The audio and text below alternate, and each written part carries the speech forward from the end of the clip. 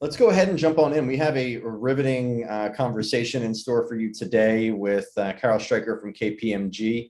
For those of you that don't know me, my name is Dave Gloss. I'm the head of team effectiveness here at AIIR Consulting, which is one of our 5 practice areas committed to helping leaders, teams, and organizations navigate change and shape a better future.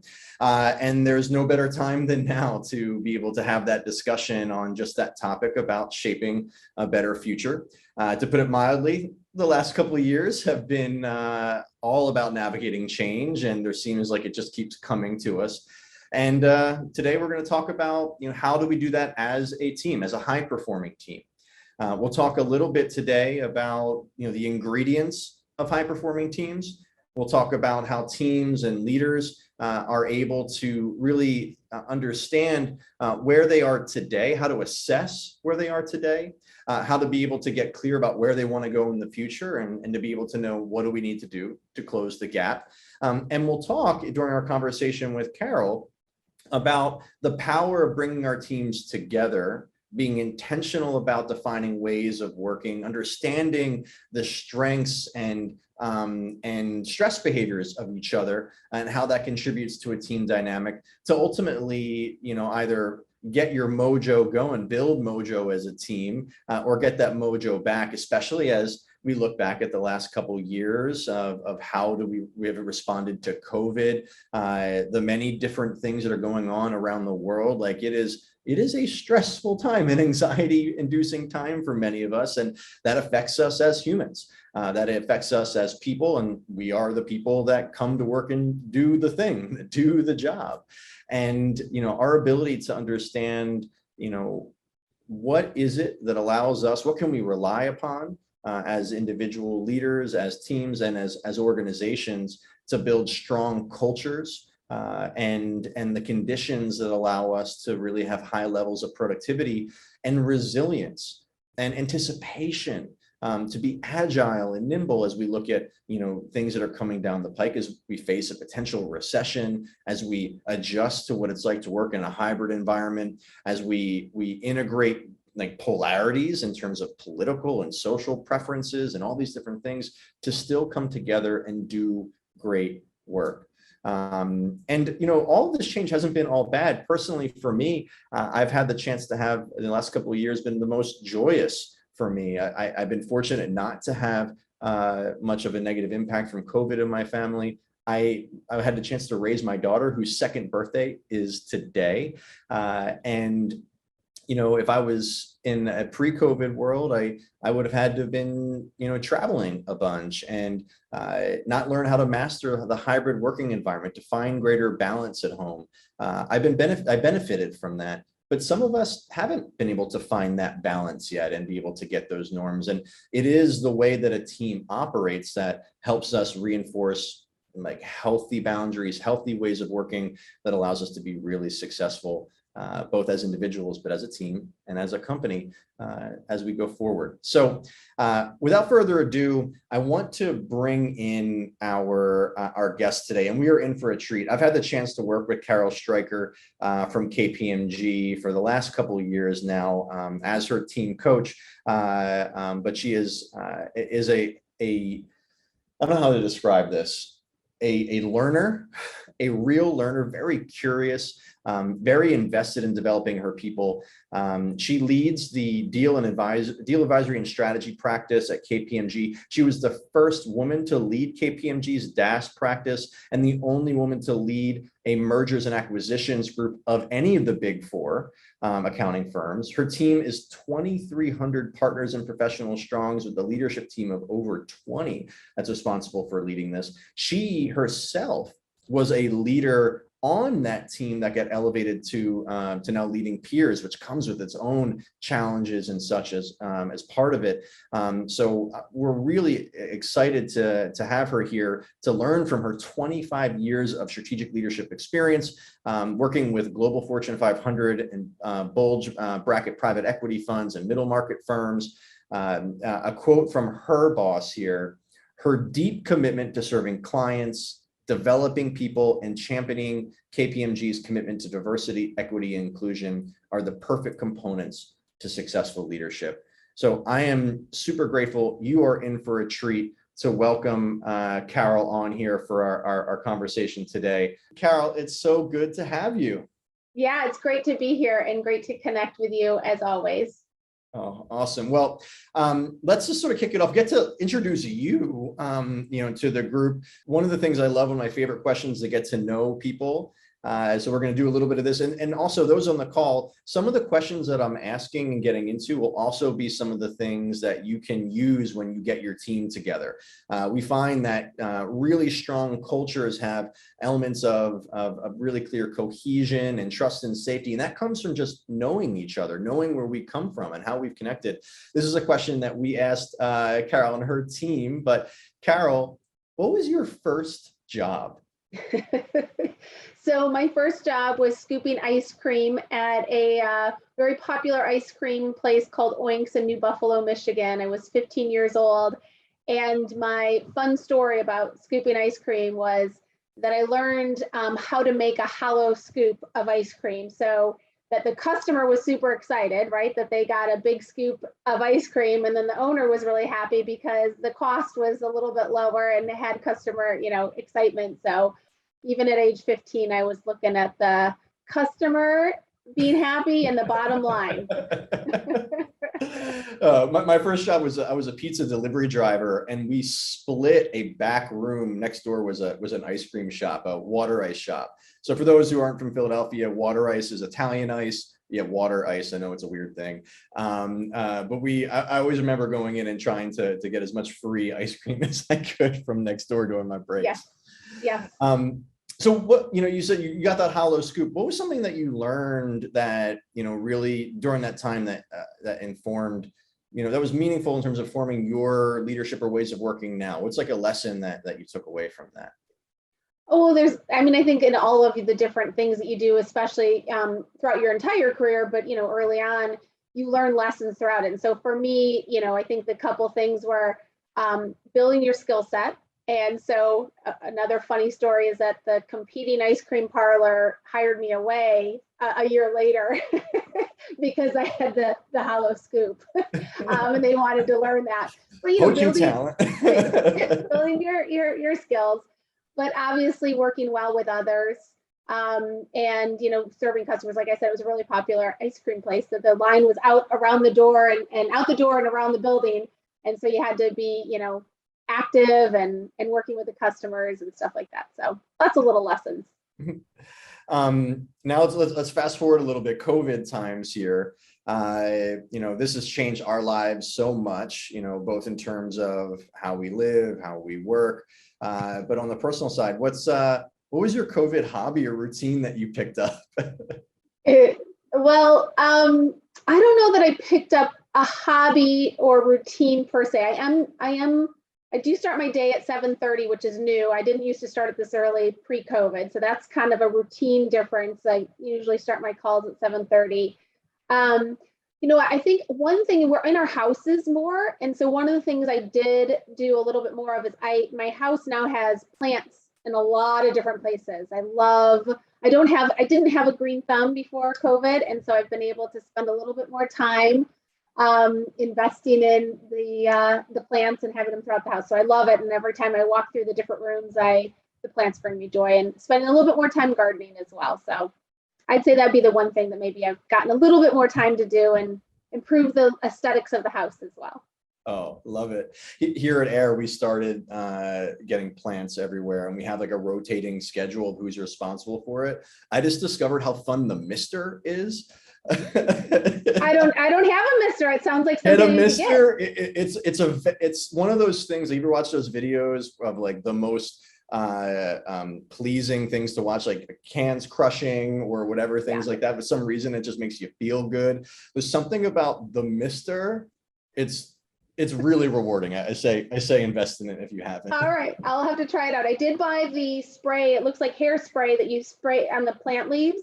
And then turns them into this like shiny green, so they look super healthy. So another trick. Awesome. So I explained a little bit about kind of who you are and where you come from. Another question that I always like to challenge leaders and this with is, what does DAS do? But can you explain it to us as if like we're 10 years old? Like, what does that actually, like, what do you do in your work so we all kind of get it? Yeah, the easiest way to think about it from a 10-year-old's perspective, and not always a 10-year-old gets this, but hopefully those on the phone will get it, is we help clients buy and sell other businesses. So it's all about buying and selling other businesses and improving the performance of the business. And so, I could use the analogy of the ice cream parlor and, improving the bottom line, but that's basically what we do. Buy and sell, help our clients buy and sell other businesses and help them improve their performance. And why DAS? Like, what pulls you into this work in particular? You're 25 years in the practice, so like obviously you enjoy something about it. You lead it now. So what is it that kind of pulls you to the work? Yeah, I think for me, and I say this when I interview people, this career within the deal world is not for everyone. I say it may be a little bit of a maybe not a screw loose, but a strange person that really thrives in this environment. But I know your team, you all got screws loose. In a good way, right? But it's a very fast-paced environment, right? And so for me, being able to parachute in to a business, a company, and know nothing about it, go in and assess that business in 3, 4, or 5 weeks at lightning speed. It's just so interesting. You learn so much so fast, and it's like you're always drinking from a fire hose. And then you're giving insights that are really important to our clients to help them make an investment decision. It's just really rewarding, and it's super fast-paced and intellectually very, very stimulating and challenging. So that's what kind of has drawn me in and kept me here, as well as the people and the culture, of course.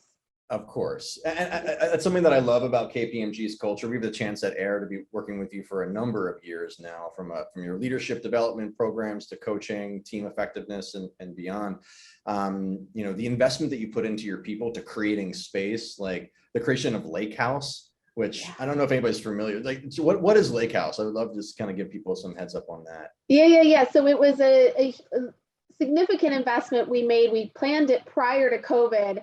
And it's just basically our lake house that we own in Orlando, Florida, that we come together as KPMG employees and partners to have meetings, to have training events. But it is, a bubble that when we come there, everything is included. It's our hotel rooms, it's all of the food. We have an amazing chef. It's just an absolutely unbelievable experience, all like really state of the art. Everything, every detail, and you even get free Starbucks every day. Not all of us get to benefit from that, but it is a nice perk there at KPMG. And it's what I love about that space. It's intentionally designed for convening, right? Like we have the benefit of not all of us have the benefit of that, but like they really thought about the importance of where people are staying, the design of the rooms, what you're just like how to access the food. And it's like a really nice experience that takes all of the thought out so you can focus on your team and what you're learning and what you're doing. So really just having been there a couple of times for things, I really commend KPMG that investing in that and creating that space. Culturally. Like I said, we planned it pre-COVID, and oh my goodness, how happy we are that we have it now, because it helps instill our culture as well. It's just it's been such a great thing that we have. Yeah, the environment, yeah, for sure. Like that's just something we all can take. We don't have to go and invest in a multi-million-dollar property. We don't have that luxury. But if thinking about the space we create when we bring our people together, right, like allowing them to be fully present. There's that great adage: performance equals potential minus interference. Right? Like if you're in a space that isn't conducive, like you're not going to get the fullness from your people. So, So, as we get into today, really, talking about, and all those that are on the call and watching the recording, it's all about the power of getting your people together, right? Like what that means for helping either build mojo and culture and ways of working, but not all of us have the luxury of making that time or knowing how to make that time. you took over this practice in 2019. What was it like moving from, being a peer and then moving into like really that leader, and how did you go about starting off to build that mojo within your group? Yeah, and so slight correction, it was 2020 that I took Oh, over, sorry. but as you think about where we were, right, when that happened, it was 2020, it was the height of COVID. The world that we lived in was, we weren't vaccinated. We weren't able to travel. We weren't able to get together as a team. We were, I think society in general was very unclear around what the future looked like. It was the Great Resignation was just starting. I think morale and anxiety was at the all-time high around our nation and around the globe. And from an M&A perspective, we had completely, deals shut down. There was basically a complete shutdown in the deal environment in early 2020 as it was spreading significantly in the US. And we didn't really know what the future held. So that was kind of the environment that I was walking into from a deal standpoint. And we had done such an amazing job as a practice prior to my leadership of growing the practice, building the team. And so there was a lot of energy coming up in those years. And then we hit this screeching halt, right? And so all of the world, right, kind of faced this. But as I kind of took the helm, one of the things I wanted to make sure that we were doing is, bringing the team together. And, I think focusing in on a couple of things. First was, I wanted to understand from my partners what it was that was important to them as we were going to move this team to the next 10 years of growth and trajectory and get through this initial time of angst and uncertainty, what was on their mind. So there was a large element when I kind of first took over the practice of listening and coming together with a plan. I remember when I took over the role, somebody had said to me, one of my friends that's a strategy consultant, she had said, listen, the first 90 days, you have the most clarity. Because even though I've been in the practice for 20 plus years, I was now looking at it from a different vantage point. And so that clarity, it was so true with those first 90 days, there is just a ton of clarity as you're bringing it together. So kind of getting that clarity, listening to people, coming up with a plan. But then second was really around my leadership team. And that's really, how we started to work really closely with AIIR is I wanted to get the team working well together. And, it was a challenge because we were 100% virtual. And so wasn't able to kind of create this team and collaboration. But I knew that if I worked on building an amazing leadership team, what the power of all of us could do together was going to be far exceed what I could do individually in leading the team. And so that was clearly an area of focus for me right out of the gate. And let's talk about that, right? So, what do you, obviously we've had our work together, so we have some shared, definitions and principles, but I'm curious, like, what does a high performing leadership team mean to you? And what does it mean for you at DAS? Yeah, so, there's a lot of different things as I think about a high performing team, and you guys helped us shape a little bit of what that, high performing team looks like, right? But I think fundamentally a couple things that are really important is around being collaborative, working together as a team in a collaborative way. And while we were already working on from a fairly collaborative level, historically, it's a key part of our, I think, culture at KPMG is around collaboration. There was still a need to continue that collaboration mindset, not only within our practice, but also collaborating with the rest of the firm and really unlocking our full potential. And so that was, I think one of the things that I think about as a highly successful team, and one of the things that I wanted to make sure that we worked on.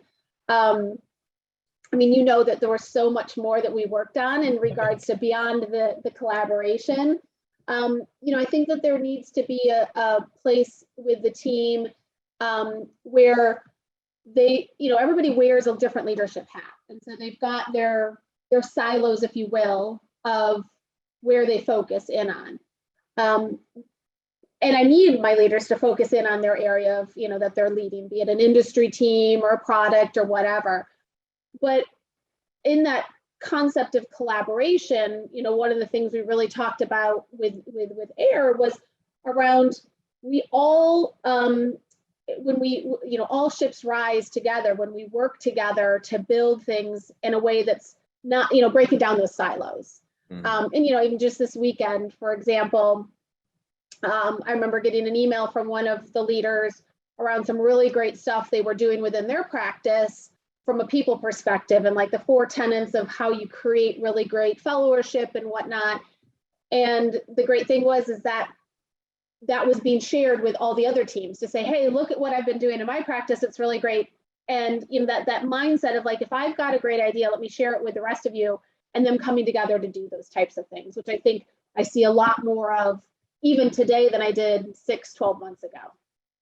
Yeah, and I remember when we first started, like, we're talking about a bunch of really like superb leaders on their own right, like your team members, like all of them, industry experts, like high, charging, really capable, but then also like how do you bring that together in a collaborative way? How do you align that, right? And feel like we all belong as part of the group. We have this adage at AIIR, we talk about, is your team, if I asked anybody on your team, like how your team is doing, and they talk about their department, specifically a leadership team, we're talking about more of a team of leaders than a leadership team, right? And that shift, that pivot from being a team of leaders to a leadership team, that takes work, right? You're talking about ingrained behaviors and patterns and ways of working and ways that we've been rewarded and incentivized for years. And all those things come together to different things that we're trying to shape to be more agile, to be more nimble in this space. We talk a lot about on that point, Dave, I think one of the things that we really worked on beyond that collaboration is having that shared vision, right? And so we talk about, okay, what is it that you're individually doing, but what are we doing collectively? And having a clear vision as a team on what we're doing and building, and knowing, collectively everyone's individual roles, but what we're working on together. I think, when I think back on one of my favorite, if not my favorite story of working together, it was early on in the process, and we were still kind of just, getting the team together and figuring out our norms and whatnot. And you did an exercise with us where it was virtual, and we had to type into like a whiteboarding session, right? And you kind of started off the discussion around, where are we headed and what's the art of the possible? Imagine if we were super successful in a year, what would that look like, right? And so everybody started like typing in, we'd have this and we'd have that, and we'd, all this type of stuff. And so the excitement was going. And then you switched it, said, okay, how would it feel if you succeeded and did all the things that you just said in the last one? And oh my goodness, that was the moment where like I felt like the team just got so energizing. You talked about the mojo, right? Earlier, it was like at that moment, it was like the mojo was so there, right? And the team was so excited. And it was just a really powerful exercise that we worked on that I think was the guiding light for us for the next year as we work through it, and like remember how we thought, what we could do if we work together and how we would feel when we get there. So anyways, it was a really fun exercise. And then after a year of it, we did an amazing job. And I remember going back to the team and saying, guys, we've got our mojo back and we're able to do it. So we definitely need to celebrate. So it was a fun exercise and a fun thing to reflect back on after a year. Well, I'm glad you brought that up, because that goes to what we consider very foundational, and why we like the name of this webinar is like how one day can make or break, your year, right? Is and I like to use this analogy, sort of a nautical analogy, but it's navigation analogy in general. And again, AIR's purpose is helping leaders navigate change and shape a better future. If you have a compass, right, and you are charting your course and you're 1 degree off where you want to go, if you go 100 feet, not an issue, right? We can get there. But if you go like 10 miles, 1 degree off, you're in a whole nother place. And that's why, like, getting very, very clear and spending a day about, visioning, where do we want to go? What will it look like? How we will know if we're successful? How will we feel? Also, what will our stakeholders say about us? The people that work for us, with us, like, what will they think about it? Not just how will we feel, what will they be thinking? What would be different? Getting crystal clear on that, and then using that as a vehicle to keep yourself motivated, to literally get the mojo back. It helps when things become rocky, right? It gives you that navigation. I'm so glad you brought that up. Yeah, it was a good one. One of the other things that I think that I remember working well, and this also goes to what you do when you come together as a group, the whole slow down to speed up, getting crystal clear, whether you're doing it intentionally as team building or whether you're doing it as part of strategic planning, which we do a lot of. Like, we're brought in to facilitate, and we'll do these sessions, these visioning, as well as ways of working sessions in advance of the strategy work. So that way you can use that to inform how we're going to work. Was the development of operating principles. There's a couple in there. Some I think I can say publicly, some I can't. You can say it all. I don't know if they're safe for work. But like GSD, like, get S done. Tell me a little bit about, the role that operating principles play in helping keep the team accountable on that vision. Yeah, for sure. So, and it's the operating principles is really what we worked with AIR on, is saying, okay, as a team, how are we going to operate as a team? And what are some of the core tenets of that? So you mentioned the first one is GSD, which we'll use get stuff done, but the S might have had a different word in there instead. But getting stuff done. And it was like I said, we all work in the deal environment and very fast-paced environment. So our leadership team has a huge element around GSD, get stuff done, get done stuff quickly. And we very much wanted that to be a core tenet of our team and our leadership of how we work together. But we also learned that you don't want to GSD too quick and make that 1% off course decision, or maybe 5% off course decision, right? You didn't use the compass analogy with us, but I love it because it's so true, right? So you can GSD to an extent, but you don't want it to be GSDing too quickly and not making the right decision. So we had to work on that as a team, but that was a core piece of it. Another one that I think is you'll remember was our Rumble. I think that it's really important for a team to come together and share their perspective. We wanted to create that environment that was safe to challenge each other, and actually was encouraged in some ways to challenge each other. And I remember in the early days, there were some longer calls and meetings that we spent a lot of time rumbling, and feeling sometimes exhausted after the calls around the rumbling, but it was what we needed to do at that time with that team coming together, because we had to create an environment, like I said, where people felt safe and encouraged to get things out on the table, but then coming back together to say, okay, people can have different opinions, but another guiding principle was, I think it was like disagree but commit, or something like that, right? So it was like, you can disagree with where the team has landed, but you have to commit to where we're headed as a team. And so, we didn't want any of that. I had zero tolerance for the back channeling, right? If there's something that you didn't like, let's get it out on the table.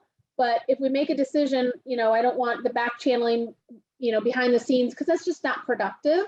And I saw a lot of that in the initial working together, and kind of said, listen, guys, we got to get together, disagree, commit, rumble, GSD. Those are some of the operating principles that were really important to us. And then that common set of language, right? So that we could many times we would say, okay, we're going to just spend a minute and we're going to rumble, right? And so people could know it was a safe place to do that. So getting the operating principles down, but then using them and having a common set of language that we felt comfortable doing it with each other on. Well, I think that's what I think the whole purpose of the work is, and why this, like, the one day, right? Which sometimes can be 2 days or whatever, but like that slow down to be very crystal clear, like, who are we? Where are we going? How do we want to operate? What do we like? That's why I'm using the team effectiveness survey to get data to understand like what we already do well, what we could develop on. Those are really meaningful things. But then also using that to reinforce, like if team members, like one of the items on our survey that we're assessing for is team members aren't sharing their honest opinions about something, right? Like being able to have an operating principle around the rumble, which, by the way, the rumble is a Brene Brown technique. It's shorthand for those on the call. It's shorthand for saying, I will listen with the same intent that I want to be heard. These are the rules of the rumble that create the arena where we will also focus on wading into the messy middle of problem identification. So we're not going to just share whatever we're feeling for the sake of it, where we're going to identify what's going on, and then we're going to really work to resolution and step away if we need to. So the rumble is a shorthand for creating a container for a type of conversation that somebody might not feel comfortable having otherwise. Which, how many teams do you know have a mechanism for that? Like how many? We do now. And that's why, like, I think it's been really great watching your group, lean into this and really, make it happen. You had mentioned, having the conversation with your team about like back channeling and things like that. There's a question from the attendees today. What was the most challenging and important conversation your team had to have? And what did you personally do to allow that conversation to happen? I wonder what comes up for you when you hear that question. Well, I can easily go back to the discussions that we had to have that were the most challenging. And it was all around, as people probably experienced, it was around people. It was around the Great Resignation. And as we were starting to have attrition and understanding, there was a lot of opinions at the leadership table around what it was that we needed to do to solve for this issue. How much of it was a comp issue? How much of it was a work-life balance issue? How much of it was just society and the change and the anxiety? And so people felt like they needed a change or whatnot. And so there was just a ton of conversation around us as leaders saying, the Great Resignation is starting. We're seeing a tick up in turnover. What do we as leaders need to do to stop this? And that was, I think, one of the things. I think that answers the question on what we did, and had a lot of that rumbling, if you will, and a lot of opinions thrown out there. And I think the thing that was so great about that, and what I'm really proud about, is that we really actioned on it quickly. So I think those calls were originally like in March timeframe, and then we got together right after that, physically for I think it was our first time in that springtime time period, and that was the number one thing that we worked on the agenda, and in really coming together, and what we were able to action on so quickly as a leadership team around our promise to our people. We created a DAS promise. We spelled out promise and what each of the letters meant, and promise to our people. And it encompasses everything. It's how we invest in our people, how we make sure we're paying the right market comp, work-life balance. We care about them as a people, but it was a way to kind of bring it all together in a very short time frame. And I was really proud in regards to our turnover decreased significantly very quickly. Whereas, we kept hearing that a lot of people were still having turnover issues, and we really, I feel like, turned the corner very quickly. And it was about coming together. And we are people, right? Our business is a people business, so it was critical to our success as a practice as well. It's a real testament to the leadership that you bring and the caliber of the team, but also how quickly, right, you can get to that place and solve issues when you have a clear vision about where you're going, a real clear purpose about why does this team exist, right? Not just why does this practice exist. I think that's something that we noticed, that when we're working with teams, that there is, they think we have our mission, our company mission. This is what our mission is as a company, and they take that on as their team mission. But really getting crystal clear, like, why does this team exist, and what is only possible when this team is together? Right? Like that type of clarity, crystal clear clarity about decision making and things, allows you to have the conditions to make big pivots on big issues and get quick results. And when we're dealing sort of the instability that we're dealing with now, the potential of recession and all these different things, like we get to have tough conversations. I'd be curious, like, what are the things that you and your team are talking about now, and when you get together, what are the ways that you're now anticipating sort of where things are headed? Yeah, so it's interesting. We're getting together next week. We're trying to get together at least physically now 3 to 4 times a year, and then obviously virtually in between those times. And like you said at the beginning, it's about a group of 20 people, so it's a good size group. And one of the things I would say we've learned from the past, and then I'll kind of talk about next week when we get together, is that the team really appreciates and likes it when we get roll up our sleeves and get into solving the problems, right? And breaking into groups, and not about report outs and not about stuff like that. It's really getting tactical. And so we've learned that when we had tactical type of stuff and readouts, do that virtually, or not using our precious time when we're together. And so next week when we get together, one of the things that we're working on for the morning session is around scenario planning. And so you talk about the recession, right? The recession, we as a firm don't think it's going to be here, in this next year, but anything's possible. We don't have a crystal ball. Nobody has a crystal ball. So generally we're current course and speed as we think about this next year, but we also need to do some scenario planning. What if it's not the current course and speed? What if there is something that happens faster in regards to recession? If it's a significant recession, if it isn't. So we're doing some scenario planning next week. And I think the importance from my perspective around the scenario planning is, we talked about, how important it is that everybody knows where we're headed. But you need to be able to pivot quickly. So like, I think of our practice as needing to be, as a leadership team, very nimble and react to the market and being able to react to it quickly. So if we've laid out some scenario planning, right, and we're going current course and speed, but wow, we get a bump in the road and we have to pivot, the leadership team knows we've already talked about, we've already rumbled through, we've already discussed the different scenarios, so that when we do need to pivot, we can pivot quickly and all have alignment, like this is what we've talked about, this is where we need to head, and then we can head quickly there. So that's what we're going to spend. That's part of we have 3 big blocks. We're going to spend a lot of time on DE&I, something I'm very passionate about as well. And then our investment strategy for next year. So those are the things that we're kind of working on right now. Yeah, and I love the way that you frame that, right? Like our ability to have the tough conversation before the tough conversation is foisted upon us, right? Like a lot of teams, like, and listen, you all are working real hard. We all have the same amount of like hours in a day, right? Like we all are, we're all facing that, right? So it's about how we're using that time, and periodically checking in, refining it, how we're doing, keeping tabs on it. But we've already had that conversation, and we took that one day, to put in where we headed, how do we want to operate. So it's already exists. So when you have those conversations, you're ready to go. Like it's such a blessing to have, but also I consider a mandate for leaders today to be putting into place that way of leading. Yeah.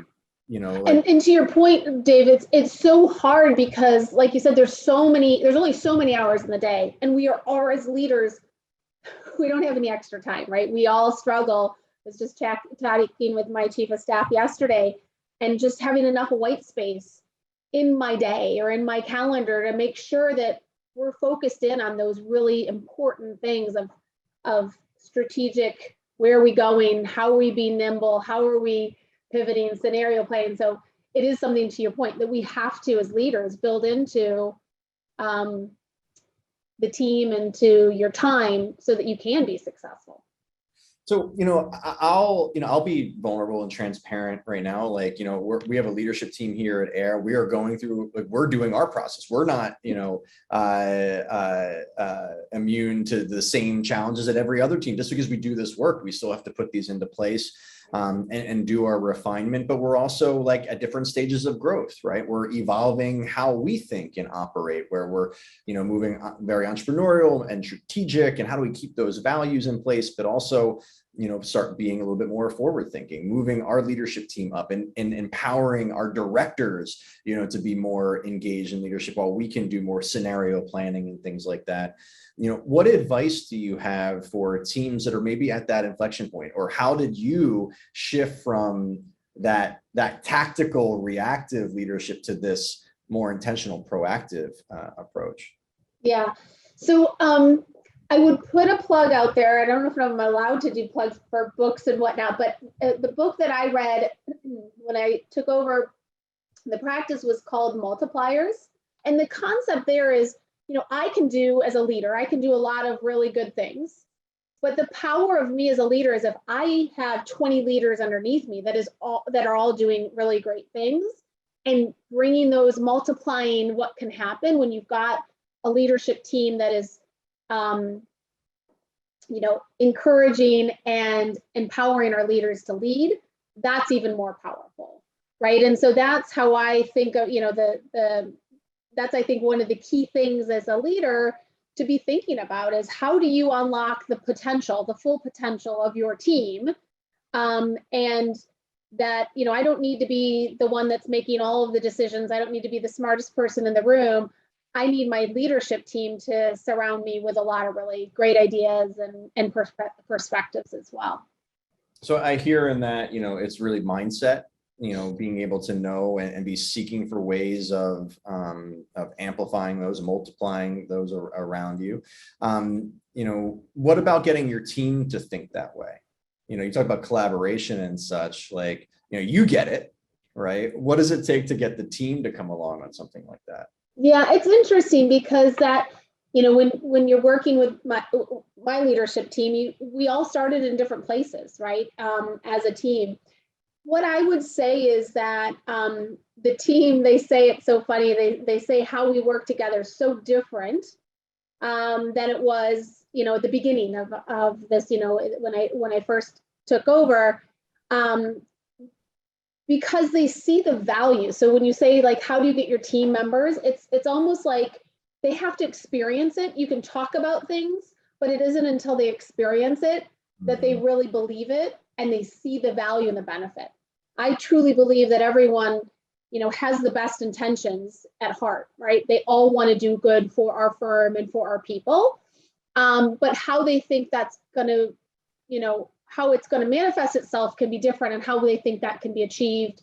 And so it's through that, I was saying, I was talking to another person just this morning, and a subset of my leaders getting together a couple weeks ago to work on some of the bigger boulders and challenges and whatnot of our business, and how they're coming together. And she was just saying, she's like, it was such a productive and amazing 4 hours that they spent together on, around collaboration and sharing best ideas around the practices and getting alignment. And it was just interesting because I said to her at that moment, I'm like, I just love that the team is doing this and they're proactively getting together and driving this, on their own. Whereas before it was like, all right, let's get the team together. And they're like, oh, I have so much going on. Right.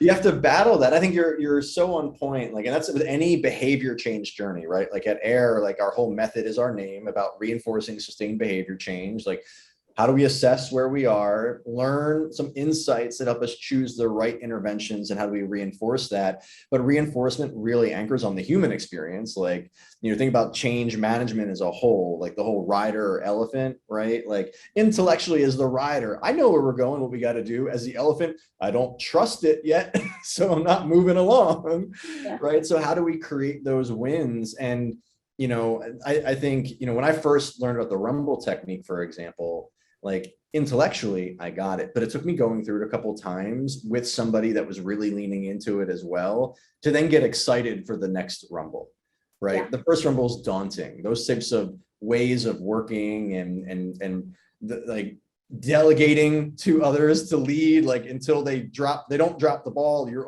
always going to drop the ball type of stuff, right? But getting those wins are so important, but it takes trust. It takes an environment of safety, a sense of belonging, that we're all in this together, and the ability to communicate about it, that just makes a huge difference. Most importantly, learning and adapting, right? Like, how was your first rumble? Like, how did you adapt from your first rumble to make your next rumble like successful? Oh, I think it took a lot of rumbles before I got to a successful rumble, in my opinion, because it was my perspective. If I could document it, I don't know if this is exactly right, but my recollection is the first time or two, people are just dipping their toe in the water. They're not really sure if this is a safe environment. They're not really sure if they like to rumble, but they're going to test it out. And so we got a couple rumbles. I think it was like the third time we rumbled where people really rumbled. And that was one of the calls I remember. I was working from Florida, and it was a call that went until like 8 o'clock at night. And my family was all waiting for me to get off the phone to eat dinner. And I finally got off at 8, and I was so exhausted. And everybody's like calling me afterwards, like, that was amazing. But it was that was the moment where I felt like we really embraced the rumble, maybe a little bit too much. Embrace the rumble aspect of create an environment where everybody got their voices out and heard and discussed, and not everybody agreed. So that was kind of how the journey was. And then I think we kind of moved to a space where the rumble was where I would like it to be. We open up, we have the dialogue, we feel like it's a safe place to talk. But maybe I think some of the rumbling that needed to work itself out of the system was done. New behaviors, new ways of working. That's part of it, right? Like the whole forming, storming, norming, performing, right? Like all of our work at AIIR and our team effectiveness practice, and why we do it with you all, is about how do we do the storming and norming in a very fast, focused way. Like there's the organic, we'll get together and we'll figure it out. That's kind of what people think that means, right? We're going to just figure it out. But there are principles, operating principles, purpose, our stakeholders, being clear on what our gaps individually are and development opportunities. Like,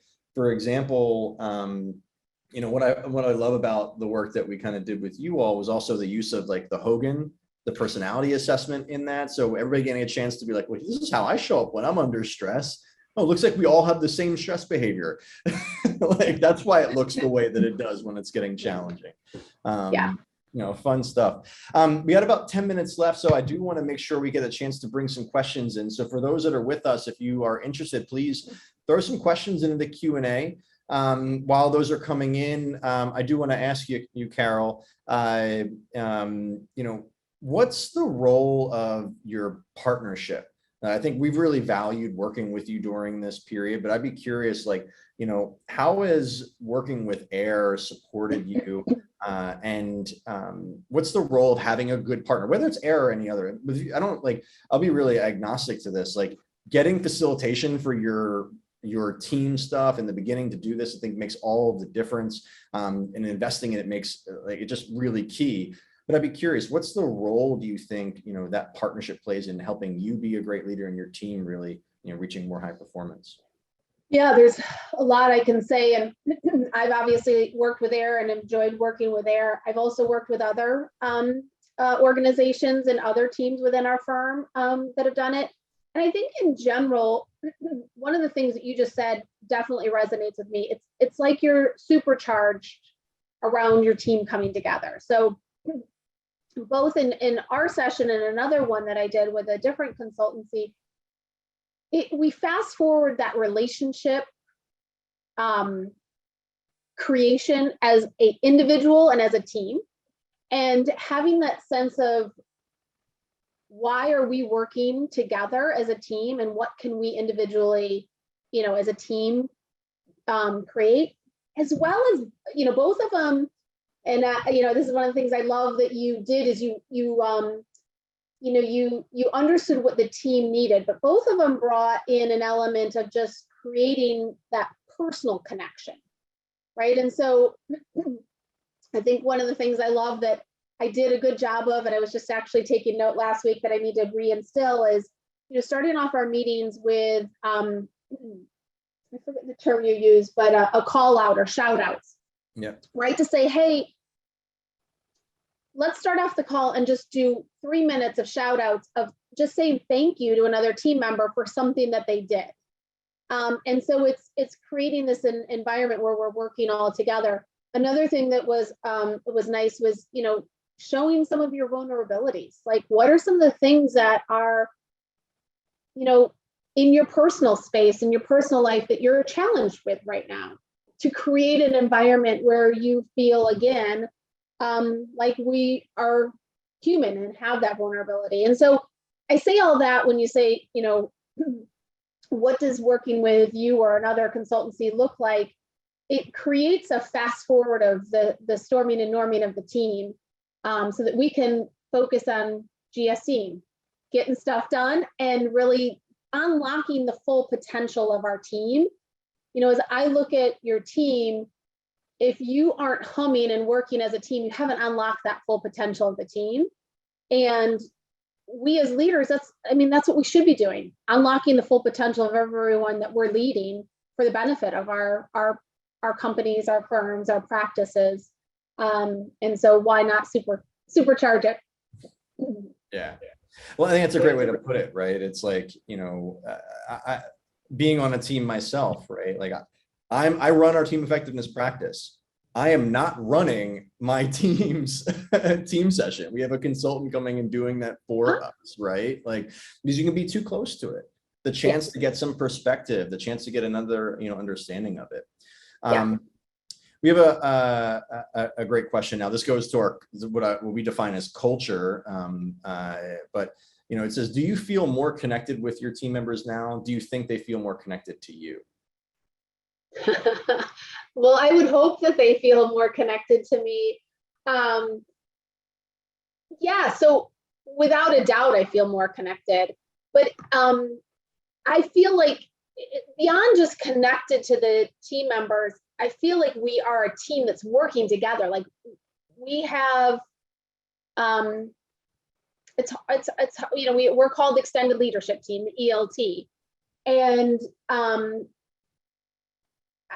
it's just created this its own team that is working well together. So while I feel individually connected, I feel very connected to the overall leadership team and what we're driving towards. Mm-hmm. And I know that I believe that that's how other people feel as well. But there's no question that individual relationships between me and myself and others, as well as other people amongst themselves on the team, have connected in ways that are very different. There's a group of people that I know have gone off on a lot of golfing little weekends away and stuff like that in their personal time. So it's really great to see people coming together.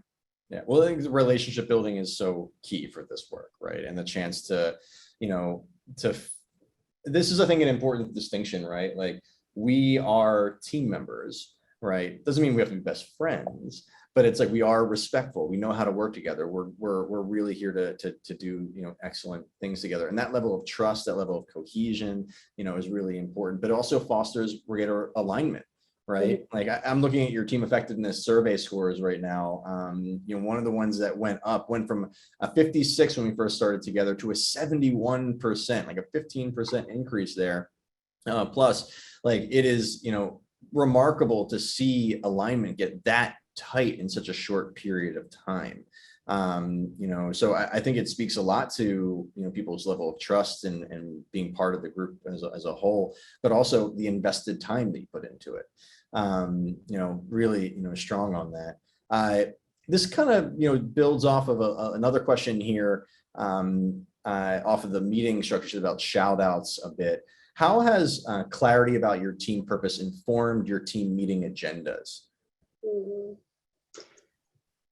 So it's a really good question, because there is clearly a lot of things that we could be tackling in our agendas and whatnot. But when you think about the team purpose, it helps to kind of figure out what is within our scope and we're able to change versus what is not within our degree of scope of things that we can change. And it's actually an interesting question, because that was one of the things I think was in the very beginning stages, something that we as a team struggled with, because there were some things that we wanted to potentially influence or change, but we didn't have the ability to do so. We're part of a bigger organization. And so there's certain things that we can influence, but we don't control. And so where we had to spend time was, what is it that we can control?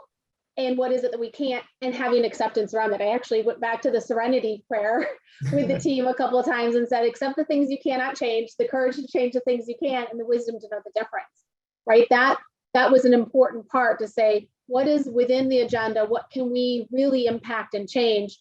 What is it that we can't, but we need to be able to influence it? And how do we want to influence it so that our voice is heard in that influential way?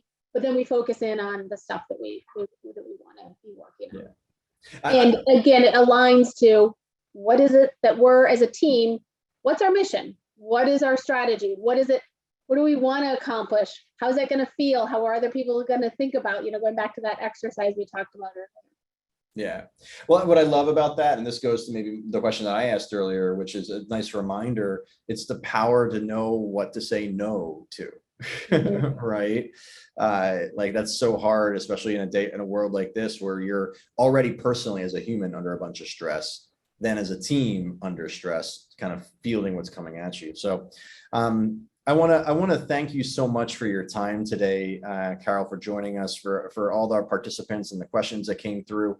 It has been a real pleasure and a great partnership, and we're excited to continue that with you. Any closing, thoughts or advice or recommendations for, when a team gets together, this is something they should really make sure they do to have it make a powerful experience? Oh man, you didn't tell me you were going to ask that powerful question at the end in regards to having some good closing remarks. I mean, I think I would just say that, it's important to bring the team together and make it purposeful interactions, making it impactful, creating a safe environment, all of those types of things that we've already talked about. I don't know if there's anything new to add, but it's been a pleasure to spend an hour with you, Dave, as always. And I look forward to, the future and continuing to work with AIIR. Awesome. Well, thank you so much. And everybody have a good day. Yeah, likewise. Cheers.